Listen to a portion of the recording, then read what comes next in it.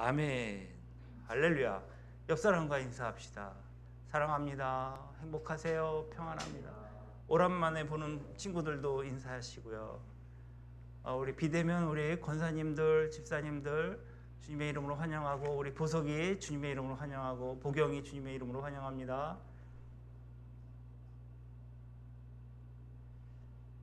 우리 주변을 둘러보면 염려 없이 하루를 살아가는 사람이 누가 있을까요? 한 조사에 의하면 우리나라 사람들 가운데 절반가량이 내일 일을 염려하고 노후를 불안해하며 살아간다고 합니다. 그러나 이 같은 자료는 정확하지 않은 것 같습니다. 국민의 절반 정도만 염려하고 사는 것은 분명히 아닐 듯 하거든요. 사람들의 삶을 가만히 들여다보면 열이면 열 모두가 염려하면서 한 생애를 살아가고 있습니다. 염려가 없는 인생을 살아가는 사람은 없다고 해도 지나친 말이 아닐 듯 싶습니다. 그런데 사람들은 무엇을 염려하며 살아갑니까? 사람마다 염려의 내용이 조금씩 차이가 있기는 하겠지만 그 뿌리를 찾아보면 예수님의 말씀을 통해서 지적하신 것이 진리임을 알 수 있는데요. 그러니까 목숨을 위하여, 즉 생명과 안전과 건강을 위하여, 이것이 모두 우리에게 염려의 뿌리요 중심이 아닐까 싶습니다. 그래서 주님이 목숨과 몸의 염려를 특별히 말씀하시는 것이 사람마다 정도의 차이가 날 수는 있지만 어떤 사람은 염려의 강도가 좀 높고 어떤 사람은 약합니다. 그래서 심하게 염려하는 사람도 있지만 그래서 끙끙 앓고 혼자서 막 그냥 그것을 해결하려고 애쓰다가 지쳐 번아웃이 되는 사람도 있고, 어떤 사람은 염려한지 안 하는지 잘 나타나지는 않지만 은근히 마음 한구석 밑바닥에 염려의 고통이 자리 잡고 그렇게 그 고통을 안고 살아가기도 합니다.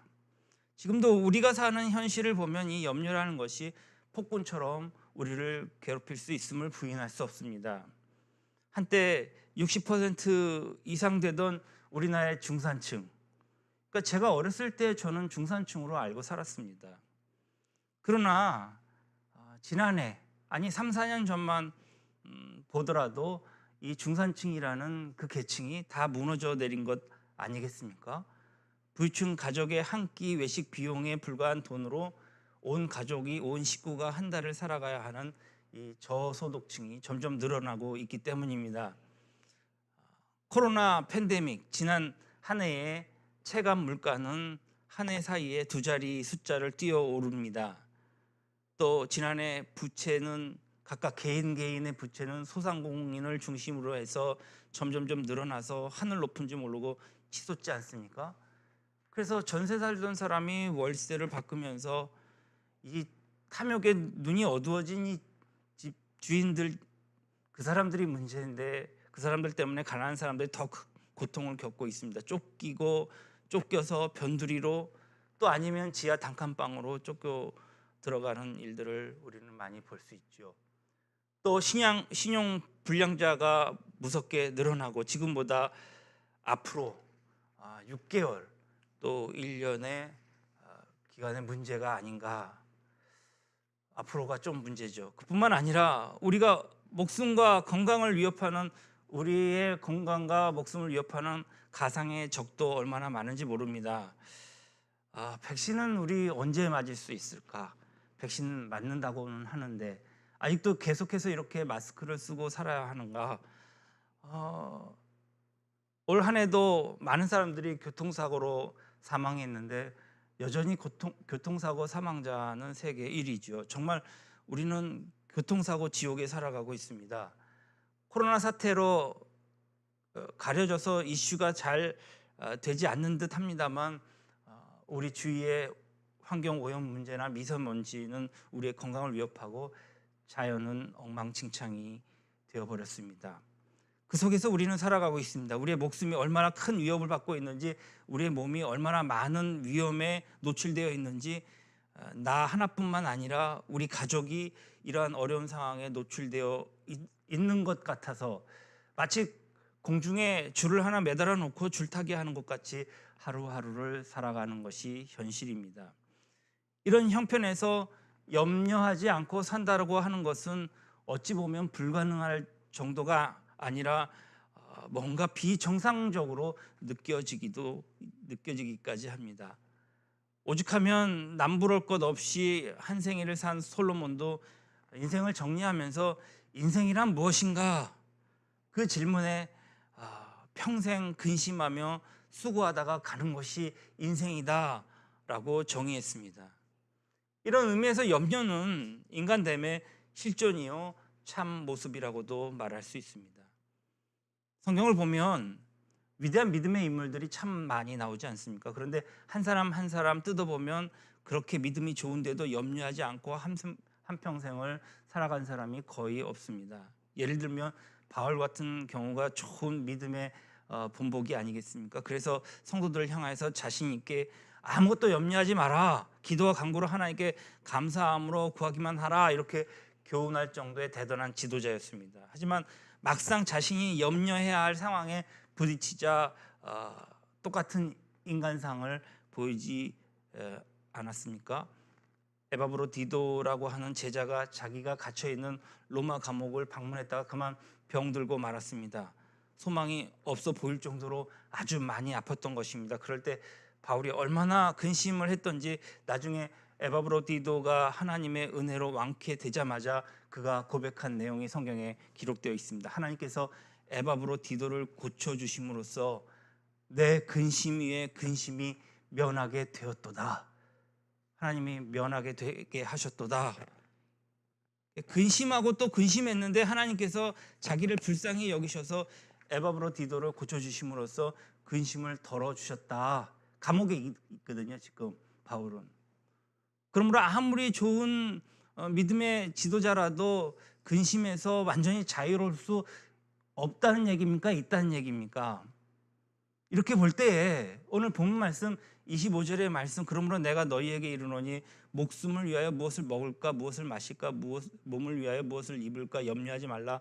목숨이 음식보다 중하지 아니하며 몸이 의복보다 중하지 아니하냐라고 하시는 이 말씀을 참 공감이 안 되고 어떻게 보면 마음에 안 와닿을 수도 있습니다. 오히려 어떻게 염려하지 않고 인생을 살 수 있느냐라고 거부감을 느낄 수도 있습니다. 지난주에 저희 차가 이제 리스가 만기되어서 되돌려줬어요. 그러니까 걱정이 되는 거예요. 어떻게 교회를 왔다 갔다 해야 되나? 어떻게 짐을 싣고 다녀야 되나? 어떻게 우리가 생활을 할 수 있을까? 오늘 새벽에 기도하러 교회에 오는데 막막하더라고요. 그런데 갈 때도 역시 마찬가지거니와 올 때에도 걸어 다니는 것이 건강에 좋겠다라는 생각도 한편으로는 들더라고요. 물론 예배 전에 몸이 완전히 깔아앉아 갖고 진짜 혼났습니다. 오히려 어떻게 염려하지 않고 인생을 살 수 있을까? 물론 염려는 순기능도 있다는 사실입니다. 염려 때문에 나보다 더 열심히 일하려고 하고 염려가 있기 때문에 위험을 대비하느라고 긴장하고 있어서 위험에서 피할 수도 있는 것이죠. 염려가 되어서 남보다 더 열심히 뛸 수도 있는 얘기입니다. 물론 염려를 정당화시키는 것은 하나님의 자녀답지 못하고 또 예수님의 제자로서 어울리지 않는다는 것이 바로 예수님이 주신 말씀이기도 핵심이기도 합니다. 그러니까 하나님의 자녀답지 못하다는 거예요. 염려하는 자가 예수님을 따라가는 제자답지 못하다. 그래서 예수님은 염려하지 말라고 그렇게 말씀하시고 강조하신 것이죠. 그뿐 아니라 염려를 묶을 수 있는 방법이 무엇인지를 오늘 정확하게 말씀해주고 있습니다. 그리고 왜 염려하지 말아야 하는지 이유도 말씀하셨습니다. 우리는 우리가 하나님의 자녀임을 의심하지 않습니다. 그렇다면 우리는 하나님의 자녀로서 자랑스러운 모습을 잃지 말아야 합니다. 다시 얘기하자면 하나님의 자녀다운 모습을 보이는 가운데 그 중에 하나가 염려하지 않는 것이다. 예수님의 말씀을 읽어보면 먼저 중요한 교훈을 발견하게 되는데 염려는 안 할수록 좋다라는 것입니다. 그 이유는 이렇습니다. 첫째는 염려는 해롭기 때문이죠.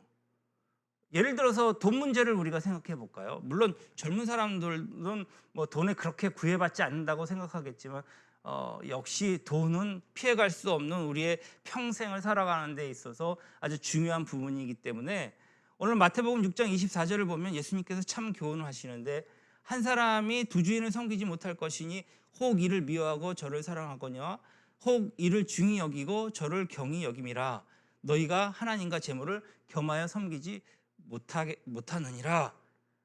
그러니까 한 사람이 두 주인을 섬기지 못한다. 하나님도 사랑하고 돈도 사랑할 수 없다라는 말이거든요. 하나님을 사랑하면 돈을 덜 사랑해야 되고 돈을 사랑하면 하나님을 미워하게 된다. 그러므로 한 사람이 절대 두 주인을 겸하여 섬기지 못한다는 뜻. 그러니까 우리의 마음을 양쪽으로 똑같이 줄 수 없으므로 둘 중 하나를 선택해야 한다는 것입니다. 그러면 오늘 본문의 말씀에 그러므로 내가 너희에게 이르노니 목숨을 위하여 무엇을 먹을까 무엇을 마실까 몸을 위하여 무엇을 입을까 염려하지 말라라고 하신 것이죠. 두 주인을 섬기지 못한다고 하시고는 그리고 갑자기 그러므로 염려하지 말라 하시면 앞뒤가 좀 어떻게 이어지는지 의아할지 모르겠습니다. 여기서 아주 깊은 진리가 있어요. 그러니까 부자나 가난한 자나 돈에 마음을 두기 시작하면 염려의 종이 되어버린다. 하여튼 돈의 마음을 한번 주면 틀림없이 염려에 끌려다니는 사람이 되고 말기 때문이죠. 염려라고 하는 이 염려는 배금 바이러스가 일으키는 아주 열병이거든요. 돈을 숭상하는 자는 반드시 그 열병에 걸리고 맙니다. 오늘 잠언의 17장에 이렇게 얘기합니다. 마음의 즐거움은 양약이라도 심령의 근심은 뼈를 마르게 한다 그랬거든요. 뼈가 마르는 거예요. 근심, 걱정, 막 염려에 써 있으면 내가 느끼지는 못하지만 뼈가 썩어 들어가는 병, 얼마나 사람에게 치명적인 병입니까? 근심하고 염려하면 그것이 우리를 그처럼 병들게 한다라는 것입니다. 왜 이거를 자처해서 하려고 하는지 모르겠어요. 누가복음 21장 34절에 말세가 되면 성도들이 빠지기 쉬운 악이 세 가지가 있다고 설명하고 있습니다. 그 악이 얼마나 무서운지 우리를 영적으로 깊이 만들어서는 재림하시는 우리 예수님을 맞이할 수 있는 준비조차 하지 못하게 하고 나중에는 주님께 버림받도록 만들어버리는 위험한 악이라고 얘기하는데요. 그 첫 번째가 방탕입니다. 둘째가 술이고요. 셋째가 무엇인지 아십니까? 성경이 염려라고 얘기하고 있어요. 그러니까 우리는 방탕을 악이라고 생각합니다. 누구나 그렇게 하죠. 그래서 술 취합니까? 예수 믿는 사람들이? 알코올에 중독되어서 막 인간다움을 포기합니까? 그렇지는 않잖아요. 그러나 우리는 염려가 방탕과 맞먹는 악이라고 생각해 본 일은 없습니다. 성경은 그렇다고 말씀하고 있는 거예요. 그만큼 염려가 해롭다는 얘기겠죠. 누구든지 돈의 마음이 뺏기면 그 염려가 우리를 사로잡습니다. 우리를 병들게 하고 영과 육을 망가뜨립니다. 그러므로 염려는 안 할수록 좋다라는 말씀입니다. 그리고 또 염려는 무엇입니까? 염려는 무익하기 때문에 안 할수록 좋습니다. 해봐야 소용이 없고 아무 유익이 없습니다. 오늘 27절에 너희 중에 누가 염려함으로 그 키를 한 자라도 더할 수 있느냐라고 말씀하셨잖아요. 키 작은 사람에게 염려 뭐 주사를 놓는다고 해서 그 키가 막 쑥쑥 자라고 막 약을 먹는다고 해서 170이 180 되는 건 아니지 않습니까? 염려한다고 해서 키가 자라는 사람은 분명 없습니다.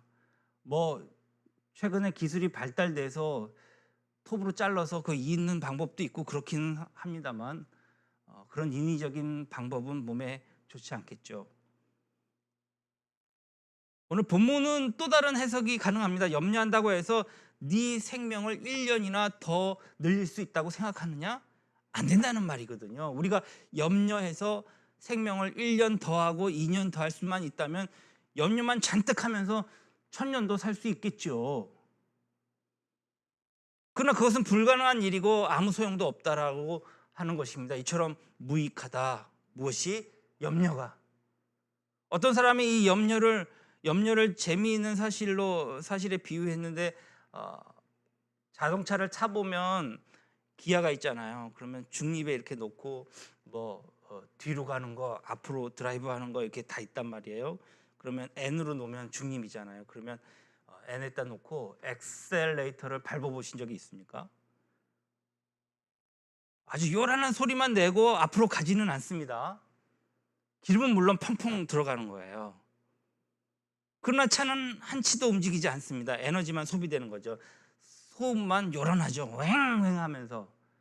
염려가 기아의 중립을 놓고 엑셀레이터를 밟는 것과 같다라고 얘기하는 거예요.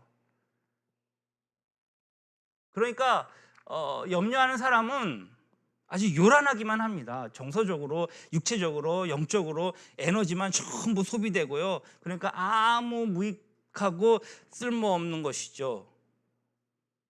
터지지도 않은 문제를 놓고 평생 씨름하면서 염려하면서 산다는 말씀입니다. 그런 사람들이요, 우리 주위에 보면 태반이에요. 얼마나 어리석은지 몰라요. 답답해요. 염려는 어리석은 짓이므로 안 할수록 좋다. 그래서 오늘 34절에 그러므로 내일 일을 위하여 염려하지 말라. 내일 일은 내일 염려할 것이요 한날의 괴로움은 그날로 족하니라. 너무 유명한 말씀이 나오고 있는 것입니다. 내일은 아직 나에게 이르지 않은 시간이죠. 냉정하게 얘기하면 내일은 내 것이 아닙니다. 아직 이르지도 않았을 뿐더러 내 것도 아닌 시간에 나를 놓고서 걱정하는 사람은, 그런 일은 참으로 어리석은 짓 아니겠습니까? 헨리 나우엘은 이렇게 표현했어요. 염려한다는 것은 아직 내 앞에 오지도 않은 시간과 장소를 무언가로 가득 채우려 하는 것이다. 바꿔서 얘기해 볼게요. 그거예요. 혹시로 가득 차는 거예요. 혹시 내가 암에 걸린 게 아닐까? 혹시 내가 집에 가다가 자동차 사고 나지 않을까? 혹시 내가 직장에서 잘리지 않을까? 혹시 내가 결혼 못하면 어떡할까? 혹시 이런 식으로 아직 오지도 않은 시간과 장소, 혹시로 가득 채우는 것이 뭐다? 염려다. 얼마나 멍청한 짓입니까, 여러분? 혹시가 내 마음속에 염려로 가득 채우기 시작하면 그때부터는 엄청 내가 불안해집니다. 스스로 불안 가운데 나를 막 쌓아놔요. 두려워져요, 세상이. 말하고 싶지도 않고 쳐다보고 싶지도 않아요. 그 다음에는 의심이 많아져요. 그리고 막 탐욕이 생깁니다. 무엇인가 빨리 내가 챙겨놔야 한다는 탐욕이 생기고 마음이 조급해지고, 그게 되지 않으면 우울해지는 거죠. 그래서 우리가 겪는 대부분의 고통은 이와 같은 쓸데없는 염려와 깊은 관계를 가지고 있다. 우리의 영적인 삶을 망가뜨리고 우리 안에 자유롭고 이게 정말 행복한 호흡하는 그런 내 영혼을, 성령의 역사를 발목 잡는 아주 부정적인 행위인 것이죠. 때문에 내가 비참해질 수밖에 없습니다. 아직 오지도 않은 내일을 놓고 왜 이렇게 염려를 하는 것입니까? 여러분, 주님의 말씀을 듣는 이 순간에는 그래 맞아 하면서 고개를 끄덕이지만 문제는 무엇입니까? 머리로 공감을 하는 이 진리가 마음의 전달이 안 되는 것입니다. 그저 고개만 끄덕일 뿐 그 마음에는 여전히 염려가 제 집에 드나들듯 왔다 갔다 하는 것이죠. 아주 굉장히 좋지 않은 현상입니다. 우리가 하나님의 말씀을 듣고 머리로 인식하고 확인했으면 그 다음에는 말씀의 능력과 감동이 마음까지 전해져야 하는 것이죠. 주님의 말씀이 우리의 마음속에 뿌리를 내리도록 우리는 무엇해야 합니까? 기도해야 합니다. 해롭고 쓸데없고 무익한 염려를 오늘까지 끌어안고 자식처럼 끼고 앉아서는 내놓지 않는 바보 같은 짓, 절대로 나는 이제 않겠습니다. 하나님께 결단이 필요해요. 주여, 옳습니다. 이 염려에서 벗어날 수 있게 해주십시오. 주여, 이 염려를 묶어서 꼼짝 못하게 해주십시오 라고 기도한다면, 그렇다면 성령께서는 여러분들을 도와주실 것입니다. 세상이 너무 험해서 염려로부터 완전히 등 돌리지 못하고 그러고 사는 것, 그럴 수 있습니다. 저도 역시 마찬가지입니다. 염려가 함부로 하지만 날뛰지 못하도록 묶어 놓을 수 있어야 합니다. 여러 가지 비결이 있겠지만 그 비결이 오늘 성경에 뭐라고 가르쳐주고 있습니까? 그것은 믿음입니다. 오늘 본문에서 말하는 믿음은 세 가지 믿음을 얘기하고 있습니다. 믿음이라는 쇠사슬로 염려를 꽉 묶어놓고 꼼짝하지 못할 수 있도록 만들 수 있다는 것입니다. 그 중에 하나가 하물며 너일까 보냐의 믿음입니다. 예수님께서 염려하는 제자들을 보시고 하시는 말씀이에요. 공중의 새를 봐라. 저 새는 심지도 않고 추수하지도 않고 곳간에 쌓아놓지도 않는데 그러나 너희 천부께서 다 기르시지 않느냐? 들의 백합화를 봐라. 백합화에게 누가 저렇게 아름다운 옷을 입혔는가? 하나님이 저 백합화에게 옷을 입히셨거든. 하물며 너희일까 보자. 공중의 새도 먹이시는 하나님, 들의 백합화도 입히시는 하나님이신데 하물며 너희를 그대로 내버려 두겠냐라는 이야기죠.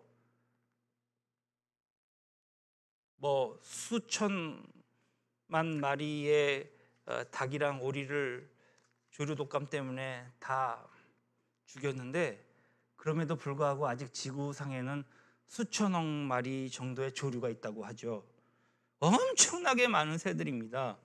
어떻게 매일 먹고 사는지 여러분 상상이 안 되지 않습니까? 신기한 일입니다. 우리는 사랑받는 하나님의 자녀이죠. 하나님이 정말 사랑하셔서 우리를 볼 때의 기쁨을 이기지 못한다라고 얘기하셨습니다. 참으로 사랑받는 자녀이기에 우리의 모든 악과 죄를 예수 그리스도의 십자가로 깨끗이 씻어주시고 이제는 우리에게 점과 흠이 하나도 없는 거룩한 하나님의 자녀로 날마다 보시면서 심지어 우리의 머리털 하나 떨어짐도 세심받으시며 우리를 눈동자와 같이 지키시고 어디 가나 동행하시고 모든 기도에 귀담아 들으시는 그 하나님, 우리의 아버지. 그런데 그 아버지께서 우리를 얼마나 소중한 존재로 여기시는 줄 아십니까? 공중에 나는 새도 저렇게 많이 먹이시는 하나님께서 그토록 소중한 우리를 그대로 내버려 두시겠냐는 말입니다. 절대 그럴 수 없습니다. 하물며 우리일까 보냐라는 믿음을 가지면 염려는 힘을 잃어버릴 것입니다. 염려가 끼어들어서 나를 괴롭힐 때마다 여러분들 창문을 활짝 열고 날아다니는 새를 보면서 하나님의 말씀을 회상해 보십시오. 저 새를 하나님 저렇게 먹이시고 입히시는데 하나님, 내가 얼마나 귀중한 존재입니까? 저는 지금 아무 벌이가 없습니다. 부양할 가족도 있습니다. 염려가 나를 짓밟고 있습니다. 하나님, 나에게 믿음을 주십시오. 너일까 보냐? 믿음을 주십시오. 그렇게 기도하시기를 바랍니다. 저도 이제 교회를 차가 없으니까 걸어다니며 그런 기도를 해야겠다라는 생각을 해보았습니다. 그 왔다 갔다 시간이 꽤 되더라고요. 한 20분, 25분 되니까 기도가 충분히 여러 기도를 많이 할 수 있더라고요. 그러면 지나다니면서 들의 풀도 보고 새도 보고 여러 가지 볼 거 아니에요. 하나님께 기도하는 거예요. 하나님, 나에게 믿음 주십시오. 너일까 보냐? 믿음을 주십시오. 그렇게 기도하면 하나님이 그 믿음대로 인도하시리라 믿습니다. 꼭 기여할 믿음 아니겠습니까? 그 믿음이 우리의 염려를 묶어놓습니다. 염려를 묶어놓는 두 번째 믿음이 있습니다. 그것이 무엇이냐면 있어야 할 줄 아시느니라, 있어야 할 줄 아느니라라는 믿음입니다. 오늘 31절에 보니까 염려하여 이르기를 무엇을 먹을까 무엇을 입을까 하지 말라. 그리고 말씀하신 뒤에 32절에 이는 다 이방인들이 구하는 것이라 너희 하늘 아버지께서 이 모든 것이 너희에게 있어야 할 줄을 아시느니라 라고 말씀하십니다. 있어야 할 줄을 아신다라는 믿음, 하나님이 내 사정을 다 알고 계심을 확신한다는 이야기죠. 여러분, 이방인은 하나님을 모르는 사람들을 뜻합니다. 귀신을 섬기고요, 우상을 섬기고요, 어떤 면에서 하나님을 대적하는, 하나님께 불순종하는 악한 자들을 말합니다. 즉 우리 주변에는 예수님을 안 믿는 사람, 우상 숭배하는 사람들이 다 이방인들이에요. 그러니까 하나님은 그들에게 필요한 것이 무엇인지 다 아시고 그들에게조차도 모든 것을 공급하신다는 거예요. 하나님께서 악한 자들에게 비를 주시고요, 해를 주셔서 악한 자들과 의인들과 구별하지 아니하시고 다 주신다, 성경은 말씀하고 있지 않습니까? 이 말은 하나님께서 이 세상에 태어난 사람들은 비록 이방인이더라도, 악인이더라도, 하나님을 섬기지 않는 사람이더라도 필요한 것이 무엇인지 알고 다 주신다는 의미입니다. 그렇다면 사랑하는 자녀들에게 필요한 것이 무엇인지 하나님이 모르실 리 없으십니다. 다 알고 계셔요. 그러므로 염려가 몰려오면 길에 나가서 지나가는 사람들을 보면서 여러분 마음에 그렇게 외치십시오. 하나님, 저기 저 안 믿는 사람, 저 사람 참 건강해 보이는데요. 저 사람 좋은 차 타고 다니는데요. 예수 안 믿는 사람이라는 것을 아는데요. 정말 좋은 집에 사는 것을 아는데요. 하나님, 저런 사람에게 또 있어야 할 것을 주셨는데 하물며 저를 가만히 내버려 두시겠습니까?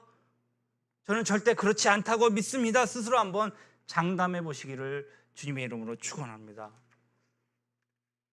지난주에 교통사고 난 얘기했죠. 그런데 그 친구들 등치도 좋고 잘 먹어갖고 막 피둥피둥 하더라고요. 어떻게 저렇게 나쁜 짓을 하고 저렇게 잘 살 수 있을까? 그런 생각도 해봤지만 한편으로는 하나님 감사합니다라는 소리가 절로 나오더란 말이죠. 그런 사람들도 하나님의 입히시고 먹이시는데 우리일까 보냐. 세 번째, 염려를 묶는 세 번째 믿음은 이 모든 것을 더하시리라는 믿음입니다. 오늘 33절에 그런즉 너희는 먼저 그의 나라와 그의 의를 구하라. 그리하면 이 모든 것을 너희에게 더하시리라. 이는 참 좋은 믿음입니다. 우리가 하나님의 나라 그의 의를 구하기만 하면 하나님의 때를 따라 필요한 것을 구하지 아니하도 다 주신다는 말씀이죠. 그의 나라와 그 의를 구한다는 말을 너희 너무 어렵게 생각하는 경향이 있습니다. 첫째, 예수님은 나의 구주이시죠. 그것을 고백하고 믿는 믿음을 말하죠. 우리가 주님 앞에 경배하고 주님의 이름을 높이며 찬양하는 예배가 참으로 소중한 줄을 알기에 오늘 좀 참 좋고 참 봄 기운도 참 이렇게 솔솔솔솔 봄의 향기도 나고 그러는데 우리가 들로 공원으로 나가지 아니하고 그 유혹을 끊어버리고 바쁜 세상을 살면서도 시간을 내서 여러분, 우리 희락이 여기 자매들 남매들 화곡동에서 오죠. 우리 정미 일산에서 오죠. 우리 진영이 안양에서 오죠. 우리 대길이 저 강남에서 오죠. 우리 하진이 평촌에서 오죠. 전부 다 여기에 사는 사람이 하나도 없어요. 그 먼 길을 적어도 오려면 8시는 일어나서 씻고 닦고 준비하고 또 차 타고 이렇게 와야 돼요. 얼마나 수고스러운 일인지 몰라요. 그러나 이 바쁜 세상을 살면서도 시간을 내서 또 대면으로 비대면으로 하나님께 예배드리는 이 생활 자체, 이 행동 자체가 하나님의 나라를 구하는 것임을 믿으시기 바랍니다. 주기도문에 나오는 말씀대로 하나님이여 어떻게 하면 우리 아버지의 이름을 온 땅에 영광을 돌리며 받으실 수 있겠습니까? 그렇게 관심을 갖는 것이 하나님의 나라를 구하는 것입니다. 하나님의 뜻이 이 땅에서 이루어지기를 원합니다 라고 소원을 가지고 사는 것이 하나님의 나라를 구하는 것입니다. 하나님의 나라가 이 땅에 완성되어서 우리가 영생을 누리도록 하시는 그 주님의 아름다운 약속, 그 약속을 붙들고 그날의 청사진을 가슴에 품고 꿈꾸는 자의 삶이 하나님의 나라인 것을 명심하며 그것을 구하는 것. 여기서 구한다는 말에 우리는 조심할 필요가 있습니다. 가만히 앉아서 되는 것은 아니거든요. 거기에는 노력이 필요하고 훈련이 필요합니다. 한마디로 무슨 말입니까? 구한다는 것은 최선을 다한다는 말입니다. 악한 세상에서 우리가 하나님의 나라를 구한다는 것은 가만히 앉아서 되지는 않습니다. 매일 아침 일어나서 우리는 할 일을 해야 합니다. 똑같은 생활을 반복하면서 살지만은 하나님의 나라를 구하는 자의 태도는 좀 다르겠죠. 우리가 아침에 일어나서 바쁘게 쫓기는 일상을 살지만 조금이라도 시간을 내어서 골방에 들어가 하나님의 말씀을 펴놓고 기도합니다. 하나님, 오늘 나는 어떻게 살아야 됩니까?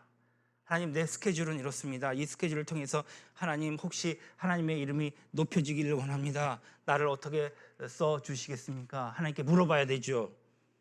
나는 오늘도 하나님의 나라가 확정되길 원합니다. 다른 사람들은 변변치 않게 생각하지만 내가 드럼을 치면서, 내가 기타를 치면서, 이렇게 내 마음의 피아노를 치면서 헌신하는 이 헌신을 하나님 받아주십시오. 오늘도 하나님 영광 돌리기를 원합니다.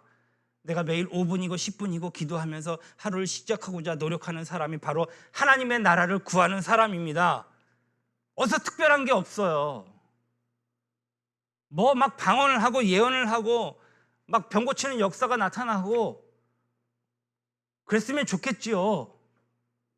누구나 다 그러한 은혜를, 그러한 은사를 주신 일은 없으십니다.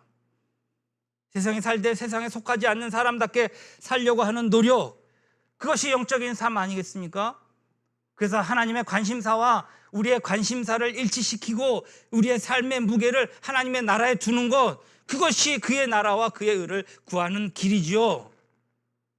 하나님이 기뻐하시는 일들 항상 제일 먼저 앞에 두고, 오늘 주일이니까 주님 앞에 온전히 하루를 주님 앞에 두고, 또 내가 좋아하는 것, 내가 즐기는 것 있지만은 그것을 제일 뒤에 두는 식으로 우선순위를 정하고, 내가 신앙생활을 하려고 노력하는 것, 그것은 성경 한 자라도 내가 더 보려고 하고, 내가 기도도 적어도 5분, 10분은 주님 앞에 기도해야 한다라는 그런 영적인 부담감을 갖고 나의 젊음과 내 인생을 주님께 영광을 위하여서 헌신하는 것, 그것이 하나님의 나라를 구하는 길입니다. 오늘 서로 사랑하라고 말씀하신 그 말씀, 좀 내 성격과 맞지 않고 내 마음에 들지 않아도 우리는 모두 다 하나님의 자녀라는 사실을 인식하고, 말 한마디를 하더라도, 내가 얼굴 하나 표정을 짓더라도 주님의 자녀답게, 주님의 자녀로서 서로 사랑하고 우애하는 것, 그것이 하나님의 나라를 구하는 것이 아니겠습니까? 초대교회 문안을 보면은 성도들의 별명처럼 자기 이름 앞에 붙이는 그러한 말이 있었습니다. 그것이 무엇이냐면 티테오스예요. 티테오스. 이 뜻은 간단합니다. 염려에서 해방된 사람이라는 뜻입니다. 당시 대부분의 성도들은 좀 무식하고 가난했습니다. 그들의 삶에는 인간적인 어떤 기쁨이란 별로 없었습니다. 그러나 그들이 예수를 믿고 나서 하나님의 나라의 영광을 보고 나서부터는 그들의 가슴에 얼마나 은혜로 뜨거운 기쁨으로 충만했는지 모릅니다. 한평생 주님의 복음을 위해서 살려고 노력했기 때문입니다. 그들은 자신들이 좋아하는 생업을 통해서, 혹은 자신들이 몸담고 있는 가정을 통해서 복음이 전해지도록 최선을 다해 노력했습니다. 그래서 나중에는 로마가 그들 앞에 무릎을 꿇은 것입니다. 전 세계에 복음이 전해질 수 있도록 그들이 발판을 만들었던 것입니다. 이렇게 헌신된 삶을 살자 그들에게 오는 염려가 하나둘씩 사라지기 시작했습니다. 염려에서 해방되자 이것을 자랑하고 싶어서 그들은 티테오스 베드로, 티테오스 요한, 티테오스 도마라는 식으로 지칭하며 말했던 것입니다. 여러분과 저는 그런 티테오스가 되어야 합니다. 우리는 예수의 제자입니다. 하나님의 자녀입니다. 아무리 염려가 산더미처럼 쌓여있는 현실이라 할지라도 오늘 티테오스 지형배, 티테오스 신, 티테오스 팍, 티테오스 소, 티테오스 서, 이런 티테오스 사람들이, 성도들이 되시기를 바랍니다. 주님이 우리에게 원하는 모습이 바로 이런 모습 아니겠습니까? 간단해요. 하나님이 나에게 원하시는 모습이 무엇인지를 살펴보는 것, 그것이 참된 제자요 하나님이 기뻐하시는 자녀입니다. 예수님은 우리가 염려로부터 자유로울 수 있고 모든 것을 새롭게 볼 수 있다는 그러한 그 세계로 우리를 초대하고 계시는 것입니다. 바로 이것은 믿음의 세계이죠. 조지 뮬러 목사님이 이렇게 말했습니다. 믿음의 시작은 염려의 끝이요, 염려의 시작은 믿음이 끝이다. 그러므로 염려를 하느냐 믿음이 죽어버릴 것이요, 믿음을 가지느냐 염려가 죽는다라는 말씀을 하셨습니다. 옳은 말씀입니다. 오늘 세 가지 믿음, 하물며 너일까 보냐, 있어야 할 줄을 아시느니라, 이 모든 것을 더하시리라. 믿음으로 염려를 꽁꽁 묶어버리시기를 바랍니다. 그러고는 창고에 가두어버리고 자물통으로 콱 잠가버리십시오. 저와 여러분에게는 이와 같은 변화가 필요합니다. 그것을 간섭이나 귀찮은 그 요구라고 생각해서는 안 됩니다. 그것은 마귀가 주는 생각입니다. 염려가 산더미처럼 쌓여있고 염려 없이는 도무지 하루를 버틸 수 없는 이 불안한 세상에서 우리는 그렇게 살고 있지만 티테우스의 사람이 되시기를 바랍니다. 염려에서 해방된 사람으로서 세상 앞에 우리의 모습을 보여줄 수 있도록 오늘도 새롭게 믿음을 다시 한번 다잡고 정말 하나님이 기뻐하시고 하나님이 붙들고 쓰실 만한 아름다운 하나님의 백성들이 다 되시기를 주님의 이름으로 축원합니다. 기도하시겠습니다. 좋으신 하나님 아버지 감사합니다. 우리의 염려를 모두 다 집어던지게 하시고 우리가 주님 앞에 새로운